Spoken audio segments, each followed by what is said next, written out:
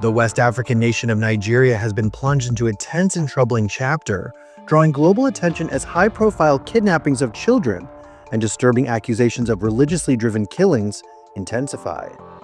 Here's what you need to know. On Monday, November 17th, gunmen attacked the Government Girls Comprehensive Secondary School before dawn in Nigeria's northwestern Kebbi state.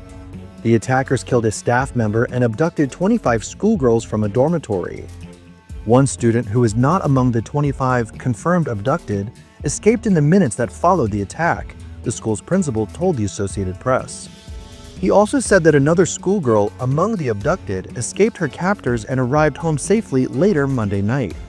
Security forces, meanwhile, visited the school hours after the attack and directed soldiers to conduct intelligence-driven operations and relentless day and night pursuit of the abductors, according to an army statement. No group has claimed responsibility for taking the missing girls, but analysts and locals say it could be one of several gangs that often target schools, travelers, and remote villagers in kidnappings for ransom. Mass school kidnappings are not uncommon in northern Nigeria, where dozens of armed gangs of mostly nomadic herdsmen and, more recently, jihadis operate. Most notably, back in 2014, 270 schoolgirls were kidnapped by the extremist terror group Boko Haram in the northeastern town of Chibok. While many of the girls managed to escape or were later released, some have never been returned. Schools are often strategically targeted for kidnappings in order to gain more attention, analysts told AP. The troubling new kidnapping comes after the nation had been already under intense pressure in recent weeks over claims of religious violence and killings towards Christians in the country. Since 2009, the Islamist militant group Boko Haram, which later split into an offshoot of ISIS to become the Islamic State West Africa Province, have launched an insurgency in Nigeria. Since then, more than 125,000 Christians have been slaughtered and 19,000 churches have been destroyed, according to a report by non-governmental human rights organization Intersociety. However, some analysts have said that such figures may be exaggerated, arguing that religious identities aren't always reported and motivations of attacks can be unclear, making breakdowns of violence by religion impossible, according to the Associated Press. On November 1st, President Trump warned in a Truth Social post that the United States would go into the African nation guns a-blazing with military force if they don't stop Islamic extremists from killing Christians. Days later, Trump announced that the West African nation had been placed on the list of countries of particular concern, a designation for countries which fail to secure religious freedoms for citizens. Christianity is facing an existential threat in Nigeria. Thousands and thousands of Christians are being killed.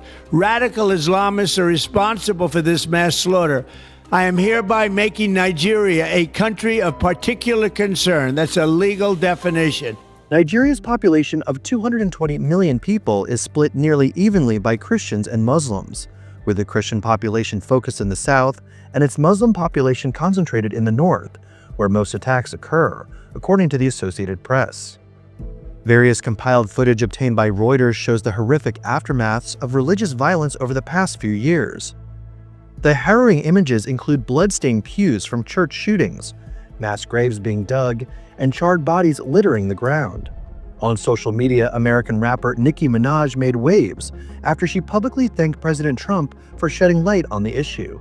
On Tuesday, she participated in a United Nations event with U.S. Ambassador Mike Waltz to discuss the troubling conflict. Faith is under attack in way too many places. In Nigeria, Christians are being targeted, driven from their homes, and killed.